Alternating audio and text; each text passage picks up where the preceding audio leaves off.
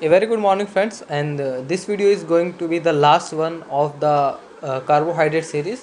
और इसमें जो है हम पॉलीसेक्राइड्स के बारे में बात करने वाले हैं। जनरली मैंने आपको बोला था कि अगर आपको मोनोसेक्राइड समझ में आ गया है तो आपको डाइसेक्राइड और पॉलीसेक्राइड समझने में ज़्यादा टाइम नहीं लग गया, इसलिए ये देखेंगे आप, ये एक एक वीडियो में आपका कंप्लीट हो गया और वहीं से क्वेश्चन आपके रहे हैं हमेशा। तो जब आप पॉलीसेक्राइड्स की बात करते हैं तो आपको जनरली पता है कि जो आपके पॉलीसेक्राइड्स हैं ये अब जो है मोनोसेक्राइड से ही बने होंगे। इन्होंने मोनोसेक्राइड को ही एज एन मोनोमर की तरह यूज़ किया होगा, हम इस तरीके से लिख सकते हैं। और अगर आपके दो डिफरेंट आपके मोनोसेक्राइड से बना है तो आप इस तरीके से भी लिख सकते हैं कि आपका दो मोनोसेक्राइड से ये आपका बना है या दो से ज़्यादा हैं, तो ये एक नंबर ऑफ पॉलीसेक्राइड से यानी 10 सब यूनिट से ज़्यादा होना चाहिए। वैसे हम 8 तक जो है बोलते हैं, लेकिन 8 से 10 से आपका ज़्यादा होना चाहिए जो आपका मोनोसेक्राइड का नंबर है, तब हम उसे पॉलीसेक्राइड बोलते हैं। और ये मैं आपको बोल चुका हूँ कि दो आपके मोनोसेक्राइड्स हैं वो आपके ओ ग्लाइकोसिडिक बॉन्ड से जुड़े होते हैं। ये हमने डाइसेक्राइड में भी देखा था, तो वही है। तो अब हम पॉलीसेक्राइड को अगर क्लासीफाई करें तो हम दो टाइप के हमारे पास पॉलीसेक्राइड होते हैं। दो तरीके से हम इसको दो पार्ट में क्लासीफाइड करते हैं। पहला होमोपॉलीसेक्राइड, जैसा कि नाम बता रहा है होमो, तो इसमें जो आपके मोनोसेक्राइड हैं वो आपके क्या है, एक सिंगल टाइप के हैं। जैसे मान लेते हैं ग्लूकोज की आपकी 20 जो है सब यूनिट्स हैं या 20 मोनोमर ग्लूकोज के, तो क्या होगा, एक single type of monomer unit से बना। और मोस्टली ये देखा जाता है कि ये आपके ब्रांच्ड और लीनियर फॉर्म में मिलते हैं जो आपके होमोपॉलीसेक्राइड हैं। वहीं अभी हम इनके एग्जाम्पल भी देखने वाले हैं और वो ज़्यादा इंपॉर्टेंट है और वहीं से आपका ज़्यादा क्वेश्चंस बने आज तक। हेट्रोपॉलीसेक्राइड में देखेंगे तो आपको नाम से समझ में आ रहा है कि एक टाइप का मोनोसेक्राइड होगा और एक दूसरे टाइप का होगा, और इन दोनों की सब यूनिट से मिलकर जो है आपका हेट्रोपॉलीसेक्राइड बना होगा। तो 2 और मोर देन आपके दो या दो से ज़्यादा डिफरेंट होने चाहिए जो आपके मोनोसेक्राइड है उनसे बना। These are linear and unbranch. तो मोस्टली आप देखेंगे यहाँ पर आपको लीनियर मिल रहा है, फ़र्क यहाँ है आपका ब्रांच और अनब्रांच में, तो ये आपको ध्यान रखना है होमोपॉलीसेक्राइड और हेट्रोपॉलीसेक्राइड का। और जहाँ से आपके क्वेश्चन पूछे जाते हैं सबसे ज़्यादा वो आपके यही हैं। कार्बोहाइड्रेट का सबसे इम्पॉर्टेंट जो चीज़ है वो यही है कि आपसे एग्जाम्पल्स जो है वो ज़्यादा पूछे जाते हैं एज एन क्वेश्चन, और उनके बीच में लिंकिंग क्या है या उसको ये नाम क्यों दिया गया है, इस टाइप के क्वेश्चन। तो आपका होमोपॉलीसेक्राइड में देखिए तो स्टार्च सबसे पहला एग्जाम्पल है, और स्टार्च बना है आपका अमाइलोज से और अमाइलोपेक्टिन से। और अमाइलोज या अमाइलोपेक्टिन का मोनोमर यूनिट क्या है आपका, अल्फा डी ग्लूकोज है। तो एक क्वेश्चन तो आपसे यही पूछा जा सकता है कि स्टार्च बना किस पे, और स्टार्च पे ऑलमोस्ट हर एग्जाम में आपका क्वेश्चन आ चुका है और आता भी है। तो जो आपका अब अमाइलोज और अमाइलोपेक्टिन है, ये दोनों की मोनोमर यूनिट क्या है, ग्लूकोज, लेकिन ये स्ट्रक्चर वाइज और जो इनका बॉन्डिंग है वो अलग है। तो अमाइलोज जो है वो आपका क्या है, अल्फा 1,4 इसमें बॉन्डिंग है और अनब्रांच्ड लीनियर पॉलीमर है। ये आपकी मेन चेन में जो आपका, अगर हम देखें तो इस तरीके से आप जो है दिखाते हो, ये क्या होता है, ये आपका मेन चेन होता है, और ये जो है आप जो है ब्रांचिंग बोलते हो।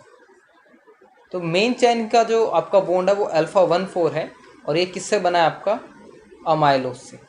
वहीं आप अमाइलोपेक्टिन में देखेंगे, और जो आपका अमाइलोज है ये ब्लू कलर देता है आयोडीन के साथ। जनरली आप बोल देते हैं स्टार्च ब्लू कलर देता है। जनरली दिवाली के टाइम पे जो फेक मिठाई या फिर जो मिलावटी मिठाई वगैरह का वो चेक करते हैं, वो इसी आयोडीन से करते हैं कि वो ब्लू कलर दे रहा है या नहीं दे रहा है। तो इस तरीके से आप देखते हैं। वहीं आप जब अमाइलोपेक्टिन में देखते हैं तो मेन चैन में जो ये चैन है वहाँ पर तो अल्फा 1,4 ही है, लेकिन ये जो ब्रांचिंग है वहाँ अल्फा 6 है। तो आपको याद रखना है कि अमाइलोपेक्टिन जो है उसमें आपका मेन चैन में अल्फा 1,4 है और ब्रांचिंग लिंकेज जो है वो अल्फा 1,6 है।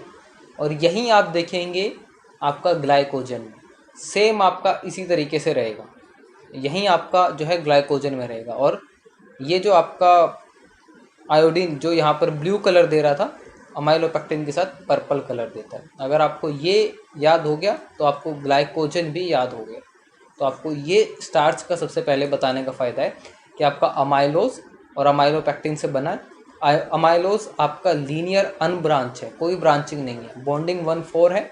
अमाइलोपेक्टिन में ब्रांचिंग है, मेन चैन की बॉन्डिंग आपकी सेम है, और जो ब्रांचिंग वाली है वो आपका अल्फा 1-6 है जो आपकी लिंकेज है।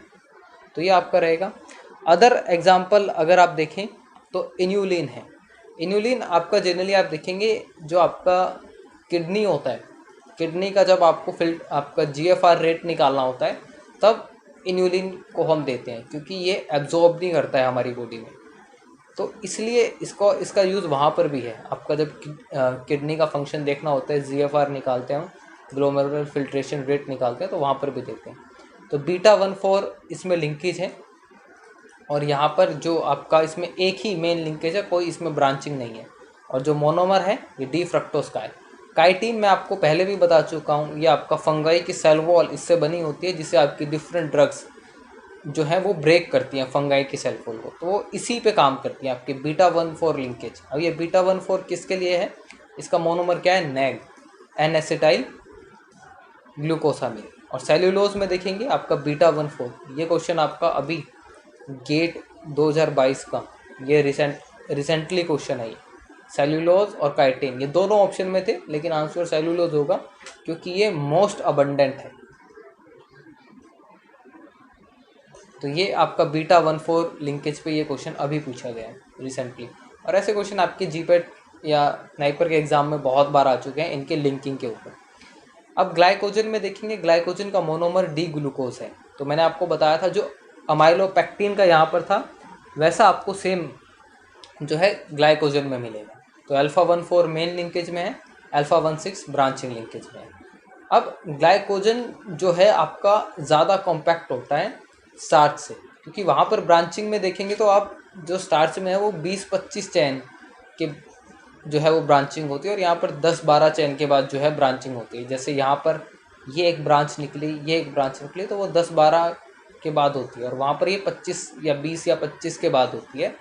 तो ये जो ग्लाइकोजन है जो हमारी बॉडी में एज एन स्टोरेज की तरह होता है, तो ये जो है ये मोर कॉम्पैक्ट है इन कंपैरिजन टू स्टार्च, तो ये आपको ध्यान रखना है।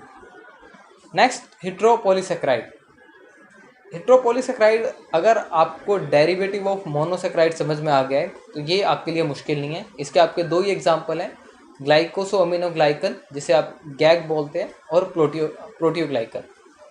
तो ये आपका रहता है। ये जनरली आप देखेंगे आपको एक्स्ट्रा सेलुलर मैट्रिक्स में मिलते हैं जो कि स्टेबिलिटी प्रोवाइड करते हैं। जैसे ये सेल है कोई, इसके बाद जो एक्स्ट्रा सेलुलर मैट्रिक्स होती है तो वहाँ पर आपको ये गैग और ये प्रोटियोग्लाइकन ये आपको मिलते हैं। और जो आपका गैग है यानी ग्लाइकोसोअमीनोग्लाइकन है, ये दो चीज़ों से बना है, आपका अमीनो शुगर और एसिडिक शुगर।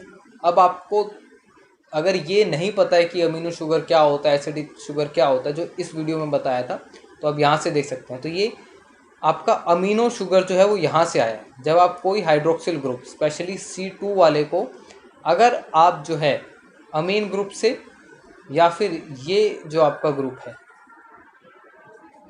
NHC≡CH3 जो आपका ग्रुप रहता है, इससे अगर आप रिप्लेस करते हैं तो आपको एसिटो एसिटाइल ग्रुप हम इसे कहते हैं। अगर आप इससे रिप्लेस करते हैं तो आपको ये अमीनो शुगर मिलता है, जैसे डी ग्लूकोसामीन, डी मेनोजामीन, डी ग्लैक्टोसामीन या एन एसिटाइल ग्लूकोसामीन, तो ये आपको मिलता है। और जनरली आप देखेंगे आपको यहाँ पर एक्स्ट्रासेलुलर मैट्रिक्स में या जो भी हम देखते हैं वहाँ पर आपको ये शुगर आपकी दो मेन रहती है, मोस्टली डी ग्लूकोसामीन और डी ग्लैक्टोसामीन रहता है यहाँ पर आपका अमीनो शुगर में। और एसिडिक शुगर में आप देखेंगे तो आपको ये ग्लूकोयूरोनिक जो आपकी शुगर है, एसिड है, ये आपको यहाँ पर मिलता है। तो आप इसे जनरली यूरोनिक एसिड या यूरोनिक शुगर के नाम से यहाँ पर लिख देते हो, जो यहाँ पर आपकी एसिडिक शुगर है। तो ये आपके यहाँ पर जब आप ऑक्सीडेशन करते हैं, जो आपका CH2 जैसे यहाँ पर नॉर्मल प्रेजेंट है, जब आप इसका ऑक्सीडेशन करते हैं तो आपको ग्लूकोयूरोनिक एसिड जो है मिलता है। तो ये यहाँ से आए, और इनके ऊपर क्या होता है, गैग्स के ऊपर आपका नेगेटिव चार्ज होता है। तो अगर आपको ये पता है कि ये कहाँ से आए हैं, क्या होता है, तो आपको गैग समझने में ज़्यादा टाइम नहीं लगेगा। नेक्स्ट आप देखेंगे जो इनके एग्जाम्पल हैं, हाइलोयूरोनिक एसिड, ये आप स्किन में, हालांकि टीवी पे ऐड भी आता है कॉस्मेटिक्स के प्रोडक्ट्स के लिए हाइलोयूरोनिक एसिड का, तो वो क्यों यूज़ करते हैं हम उसको भी बताएंगे। और यही ऐसा प्रोटीन है, यही ऐसा एक गैग है जो किसी प्रोटीन के साथ अटैच नहीं होता है। उसके बाद कॉन्ड्राइटिन सल्फेट है, डर्मेटन सल्फेट है, हेपरिन सल्फेट है और केराटिन सल्फेट है। तो ये डिफरेंट एग्जाम्पल हैं, तो आप इनके आप यूज़ देखेंगे। तो हाइल्यूरोनिक एसिड का जब आप यूज़ देखेंगे तो आप शुगर देख रहे हैं यहाँ पर डी ग्लूकोयूरोनिक एसिड और एन एसिटाइल ग्लूकोसामिन, तो नैग प्लस आपका डी ग्लूकोयूरोनिक एसिड, तो ये आपका क्या है, ये आपका एसिडिक शुगर है और ये आपका अमीनो शुगर है।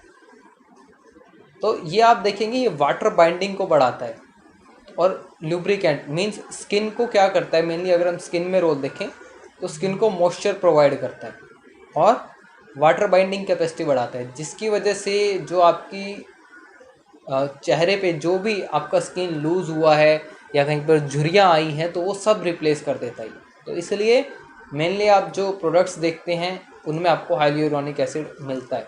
कॉइनोइटिन सल्फेट को देखेंगे तो ये कार्टिलेज में आपका जो है काम करता है, बोन्स की फॉर्मेशन में जोड़ता है, बोन्स की स्ट्रेंथ को बढ़ाता है। तो डी ग्लूकोयूरोनिक एसिड और आपका डी ग्लैक्टोसामिन, तो यहाँ पर ग्लूकोसामिन था, ग्लैक्टोसामिन था जो आपको बताया। हेपरिन में भी आप देखेंगे तो आपका एंटी कोगुलेंट है, mast cell, blood cell, gamma globulin ये आपकी एंटीबॉडी है। तो इस तरीके से आपको जो है ये मिलता है। तो ये जो था आपका गैग था और यहीं आपका जो है ये ग्लूकोज का जो सीरीज़ है वो ख़त्म होता है। नेक्स्ट अगर हम वीडियो में देखेंगे तो जीपेट के जो आपके क्वेश्चन पूछे गए हैं या नाइपर एग्ज़ाम में जो पूछे गए हैं, चाहे वो पीएचडी का हो या आपका एमएस के लिए हो या एम फार्मा के लिए हो, तो हम उनको देखेंगे जो आपके क्वेश्चंस पूछे गए। तो आई होप कि ऑलमोस्ट आप देखेंगे आपके 90 to 95% क्वेश्चंस जो हैं इस सीरीज़ में कवर होंगे। एक आधा क्वेश्चन तो इधर उधर रह गया हो तो, लेकिन ऑलमोस्ट सब क्वेश्चन जो है आपके कवर हो चुके हैं जो आपके पूछे जाते हैं। So that's all about this series. I hope you like the